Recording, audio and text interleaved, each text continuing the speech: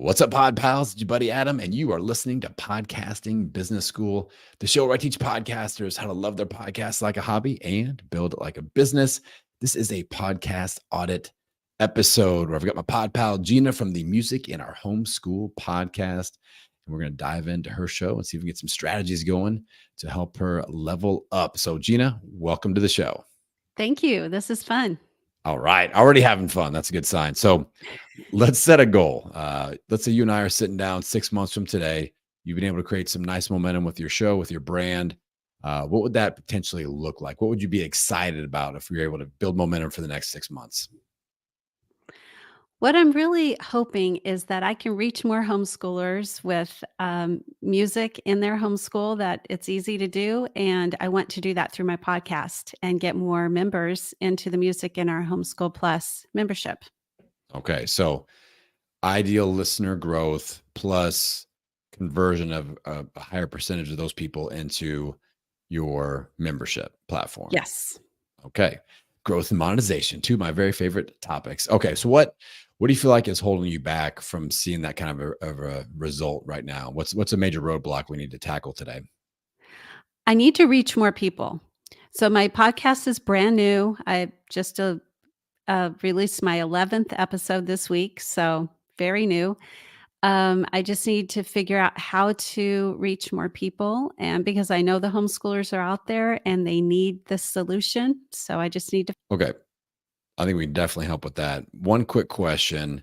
Um, who's the ideal listener avatar? Is it the students? Is it the parents? Is it a little bit of both? How would you describe that ideal listener for your podcast? It's the parent. It's the Okay. parent that is teaching the kids at home. Okay. And I said that was one last question, but I actually have one more bonus question before the tips start rolling here. Music in Our Homeschool, is that the entirety of your title, or is there any title extension, or is that's the entire title of the show? It's called the Music in Our Homeschool Plus. That's a really good question. I better look that up. What is the title of my show? I think it's the Music in Our Homeschool Podcast with Gina Mayo. Okay, perfect. Excellent. Okay, so one thing that we'll start off right off the bat here. You're 11 episodes deep. I believe the stat is 80% of podcasters don't make it past episode 10. So congratulations. You've surpassed the endurance mark that most podcasters do not.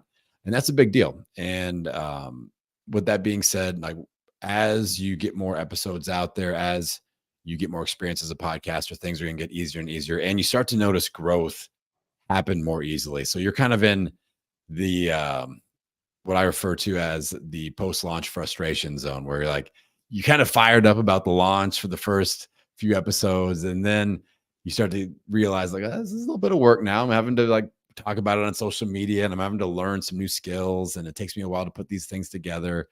And there's some frustration there usually with growth, with monetization opportunities. But I can say that this, podcasting is an endurance game. If you're able to stick with it and just make micro tweaks and be open to learning and pivoting a little bit as you go, you're going to win the game. All right. So I just wanted to kind of put that in front of you first to kind of set the tone. But let's talk about what we can optimize now.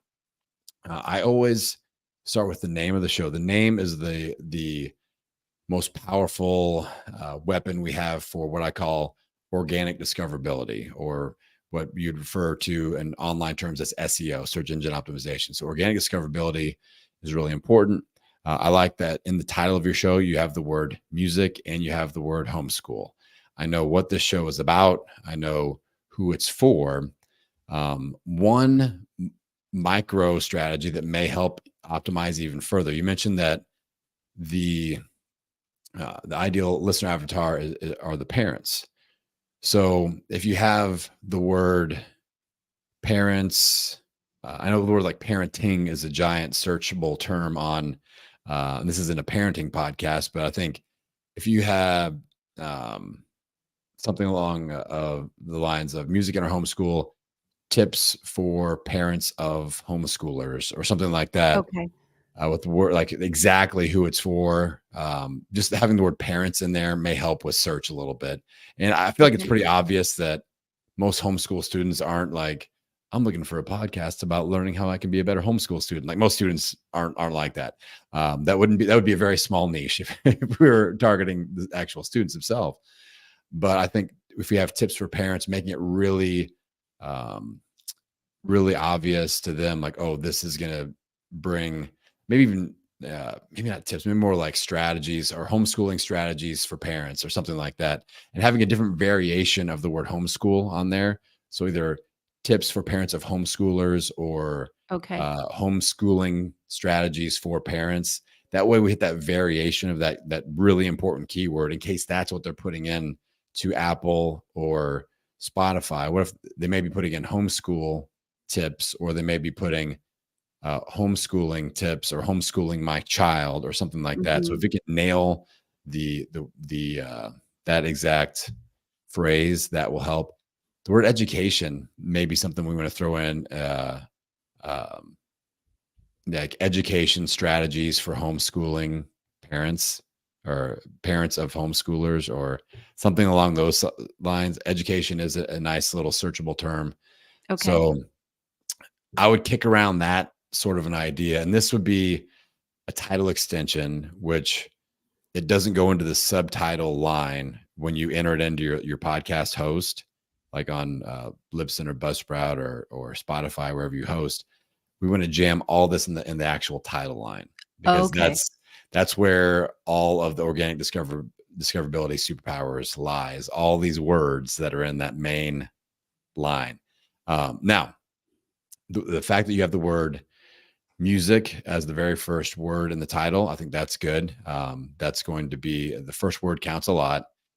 So yeah, I think these are just some micro strategies that could potentially produce large results. It's a very simple fix, and we just look for a few more keywords in there with words parenting, education, a variation of the word homeschool. Those things will help out. And if you decide like I'm not going to do that, we want those terms in the description of the show for sure. Okay. So I would look at in the description is like, where do you host your show? Is it like Buzzsprout, It's Libsyn? Buzzsprout. Okay, cool. So when you go to Buzzsprout and you can update the podcast cover art or the podcast name, that's where the host description also is. And you just want to have all the searchable words that you think are anything that your ideal listener would be putting into Apple or Spotify. We want to have that area full of all those because that's a very Okay. powerful place for organic discoverability. And then look for opportunities to use those important words um, in your episode titles as well. So homeschooling tips for blah blah blah blah blah. Like I put podcasting tips into almost every episode title. I put it in as often as I possibly can because I found out that's what people are searching for on Apple and Spotify. They put podcasting tips. I'm the number one show that pops up when you put podcasting tips on Apple, on Spotify, on pretty much any podcast player search bar. And that's on purpose because I found that out and I used it over and over and over again. So don't shy away from that at all. So is that making sense so far? Yes, definitely. And you're like, it's not just homeschooling tips either. It's like very niche down into the music in the homeschool situation. So yeah, I think using homeschooling tips, using music, obviously, in different variations that your audience may be searching, and ask them like whenever you have somebody to reach out, or if you build an email list, or if you have a social media following, if you get to connect with any of those people that listen to your actual show, ask them like, hey, what were you looking for? Do you remember what you were searching? What words you were Okay. putting in there? That is like invaluable. It's Yes. so helpful, and that'll help quite a bit. And that's something that you could do and update within Buzzsprout, and it'll be up and running and working for you within a matter of usually an hour. It updates across the podcast platforms, and it's a nice thing because it's not like a rebrand where you have to announce it or anything like that. I update. I'll mess around with my title extension. I'll update my host description every 90 days. I'll just Okay. do some different stuff, and nobody even notices. And Mhm. so it's kind of nice. I can see what kind of a result it produces. So, any questions on that? No, that sounds really helpful. Okay, so that's kind of the organic discoverability side of growth. And then the other side of the coin is what I call effort-based marketing. That's where we look at what's our social media strategy, what's our email marketing strategy, what's our list building strategy, what's our paid ad strategy. Are we doing anything like that? Are we guesting on other people's shows? So the thing that really stands out to me is you are a niche within a niche. You are in the music niche within the homeschooling niche. And I think there's tremendous opportunity. There's a lot of homeschooling podcasts, like broader homeschool podcasts. I think you being in the music niche, you'd be a great guest on those larger homeschooling podcasts since you're really focusing on the music area. So have you had any luck in connecting with other homeschool based podcasters, or have you tried that at all yet? Yes, I have. Have some scheduled. I just haven't done it yet. So Yeah. So I think that's a coming. tremendous opportunity, and really um, lean into that. You can scoop up their audience because maybe, you know, their, their listenership is really in need of what you provide. And all of a sudden, bam, you're right in front of them. And when you guest on somebody else's show, um, I would kind of like, right now you've got 11 episodes, so it'll be easy, but down the road, you've got 100 episodes or 200 episodes. Always go into an interview thinking about what are some topics that you think might pop up. And I would have episode references ready to recommend. Like Okay. I don't like to go on someone else's show and just go, check out my show. It's Podcasting Business School. I'll go, based off of what we talked about here today, I think a great episode to start off with would be episode 445 of Podcasting Business School. It's the podcasting success timeline where we talk about blah, blah, blah, blah, blah. I'll give them a very specific episode to go to. They're more likely to go to that recommended episode than they are just to Mhm. go to check out the general show and kind of choose their own adventure. So That reminds me of a question. yeah, yeah. So should I put the episode number at the beginning of the title of each episode? My personal recommendation is yes. And your podcast host Buzzsprout has put out articles recommending against this, but Oh, what they're saying is that somehow Apple specifically is against having numbers in the episode. And I don't personally believe that is true, but even if it is true, I'm like, how do they distinguish between an episode called, 445, the podcasting success timeline versus 7 tips for podcasting success? Like that has a number yeah. in it too. So how do they know the difference? Those are some of the most successful podcasting titles, like X number of tips or X number of mistakes. So I think it's a little bit of BS. I think it's Apple trying to be controlly, is what they're trying to do, and trying to put the fear in us to not number because they have their own numbering thing you can do, and it's weird and confusing. So basically, Apple's going, you don't have to put numbers in your episodes on our platform. You can enter it in this other part of your host, and that will number them for you. What then that will do is you won't have numbered episodes on any other podcast platform. Yes. And the value I see as a service provider is when I go on someone else's show, I can go, hey, go to episode 445, and they can find it in 2 seconds. If I Right. go find the one about the podcasting success timeline, good luck. I've got 500 episodes. They're going to, it's going to be a total lost cause. Or when I speak on stage, every time I put a new slide up, I've got an episode recommendation. I got one tip. And then if you want to go a little bit deeper on this tip, here's a specific episode number. Take a picture of it. I see all those phones go up, taking pictures of my slides. I'm like, all right, Uh-huh. I'm in that person's earbuds in their flight home. I'm in that person's earbuds in their flight home. I love that. And so even if it does affect my download numbers, which I haven't noticed that at all, even if it does, I'm still feel like I'm to the good as a service provider, having numbered episodes that are easy to find, easy to reference. People can just find them and start listening quickly and efficiently, especially as you get into lots and lots of episodes. Does that make All right. sense? That makes sense. So yeah, and what I personally recommend is just I do a 3-digit number and then a colon and then the title of the episode. I don't like to put the word episode or even like EP in there because that eats up some of that title Right. space. So yeah, I just do, and some people put them at the end of the title. So they'll have the title and then 003 or 011 or whatever. And I think that's okay too. But yeah, I personally 3 digits number, colon, episode, title, good to go. That way, easy to find. I just want to make it super easy for new people, especially to binge listen. And I'll reference episodes a lot in my solo episodes. I'll be like, hey, here's a tip. If you want to go deeper on this one, go to episode blah blah blah. They can pause, go Mhm. right to it, download it, and now they've got lots of content that's saved and they're able to binge, which we love as podcasters. We love. Thank you to all our bingers out there. Thank you, thank you. So yeah, I think that is something. These are this micro things that you can correct now. You're 11 episodes deep, and you can kind of make some shifts, and you're going to set yourself up for the long haul. Cool. Yes. All right. So I think effort into guessing on other people's podcasts, having episodes ready to reference, good to go. That's going to be a really good strategy. Are you doing? What types of episodes are you doing? Are you doing solo episodes? Are you having guests on? What type of content are we I've creating? only done solo so far. Okay, and I'm okay with that. I'm a big fan of solo, especially as a service provider.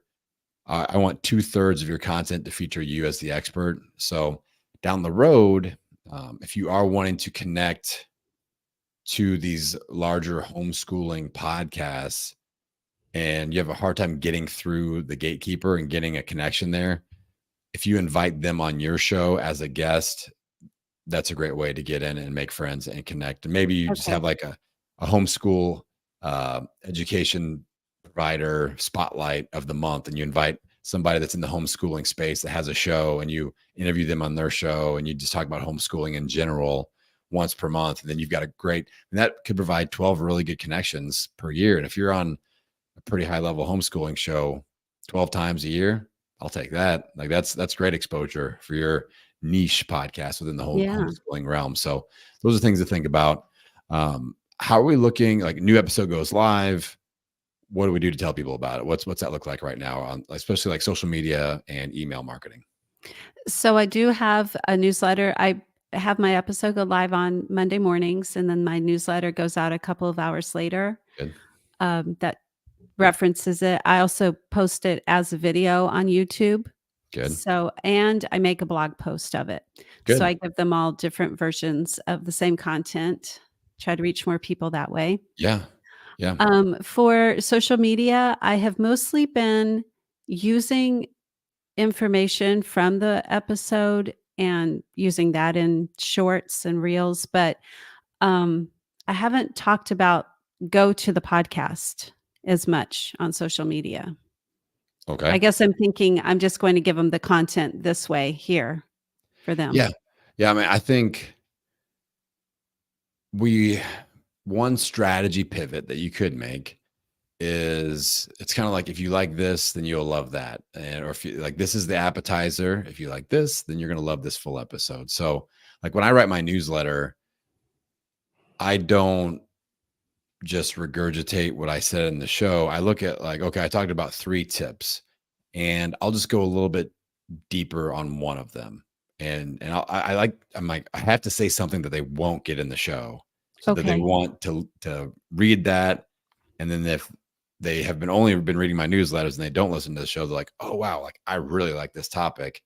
That's the appetizer. Okay, now go get the whole show, and I'll reference the actual episode itself, and I'll give them some top takeaways. If you listen to this episode, here are 4 things you're going to learn. And so it's kind of, I'll do a write up with the appetizer on a subtopic or something related. If you like this, then check out the episode. Here's 4 things you're going to get from this episode. So that's kind of my personal strategy. And you can do the same thing.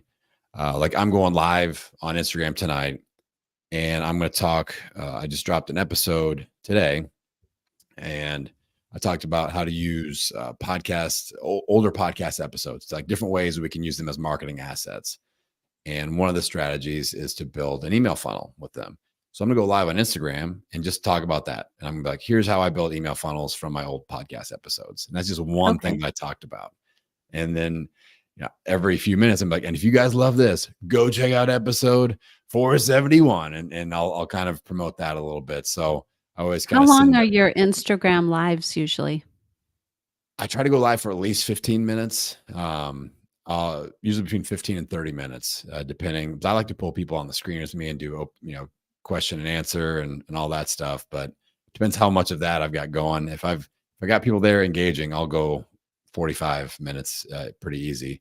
But when you go live, you want to try to go live on Instagram specifically for about 15 minutes, because you'll get a couple rounds of what are called push notifications, where Oh, okay. you'll every about 10 or 11 minutes, depending on how much engagement you have in the live stream, Instagram will start notifying people again, hey, Adam's going live, make sure you go check him out. And if you have someone else on the screen with you, same thing happens with them. So I try to go live for at least 15 minutes, and you'll notice, between minute 0 and minute 5, you'll have people trickling in. And then at that 10 to 15 minute, a whole new herd kind of comes in, and you want to kind of reintroduce the topic and all that. So is that helpful? Mhm. All right. So, I mean, it sounds like you've got a good promotion strategy in place. You've got plenty of assets going out there. I would just challenge you to go, okay, like, how do we connect this to the podcast? Kind of, if you like this, then you're going to love this week's episode. And it's not, we live in a world where people want to create one piece of content and create multiple assets out of that one piece of content. And I kind of do the opposite, where I go, the tip of my spear for my brand is the show. I want to get people binge listening to my show. I want to be in their earbuds while they're out doing all these other things, multitasking. And so they're just getting lots of exposure to me coaching and me, doing what I do with solo episodes. And every once in a while I have a guest. And to be able to do that, we've got to just lock them into a pattern of easy consumption. And to me, Okay. audio is that. So I'll attract them in with my social media, but it's like, oh, if you like this is one little snippet. This isn't the whole thing. If you like this, you got to go get in your earbuds with this episode. And same thing with a blog post or a newsletter.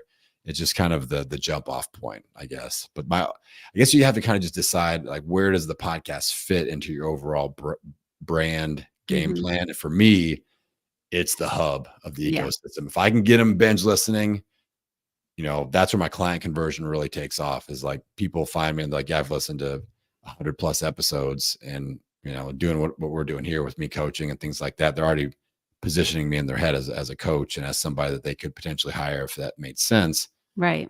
So that's what I try to create. Does that make sense? Mhm.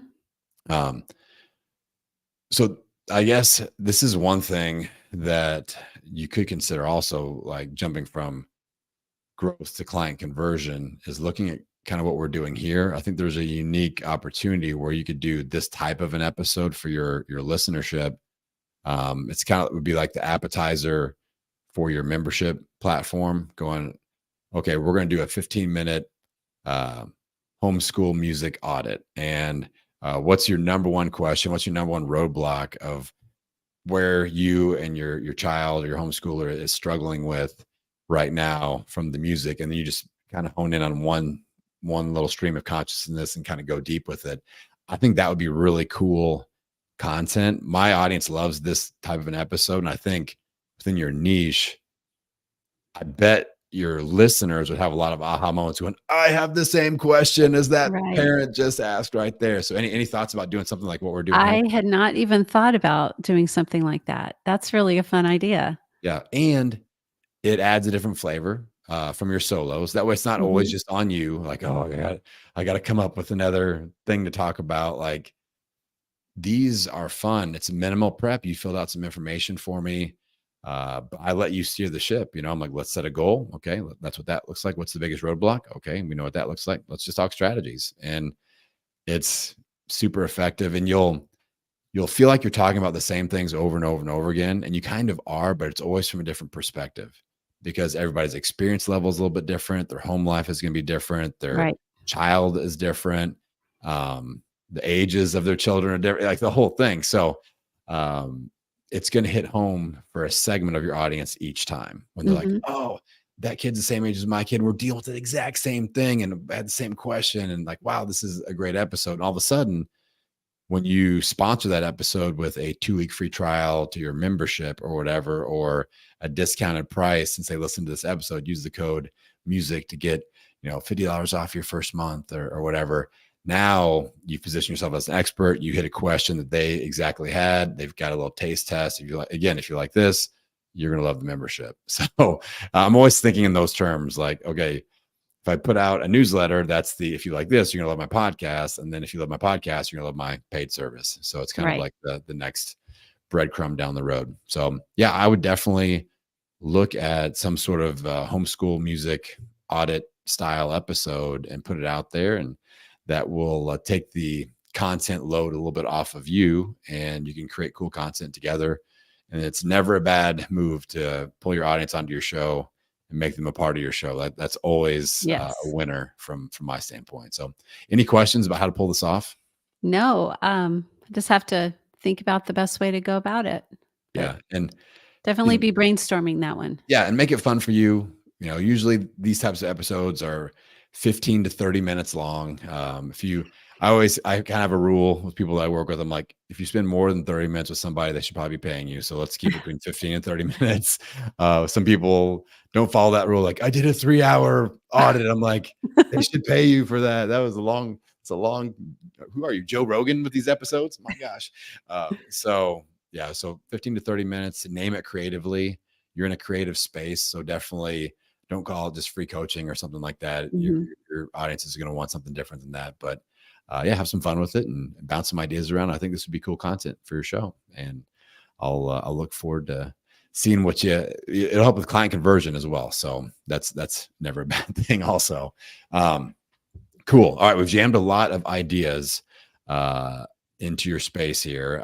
I will make a few notes, and I'll definitely follow up with you here. But I want to make sure that people can connect with you if they are like, "Hey, I want to check out this show. I want to reach out." They may want to do an audit style episode. They may be the ideal participant. So, Okay. where do they go? Let them know here, Gina.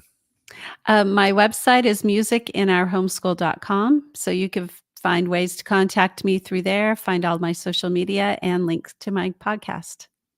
All right. Go and support Gina. Reach out to her if you think you'd be an ideal candidate for a coaching style episode. And if you have any questions, just reach out and support her. All right. Pod Pals, appreciate you guys tuning in. If you want to do a podcast audit just like Gina, head on over to my website, www.podcastingbusiness.school. Hit the freebie button and get on my calendar. With that, Pod Pals, I'm going to send you out into the world, wishing you health, happiness, and many downloads. We'll see you next time.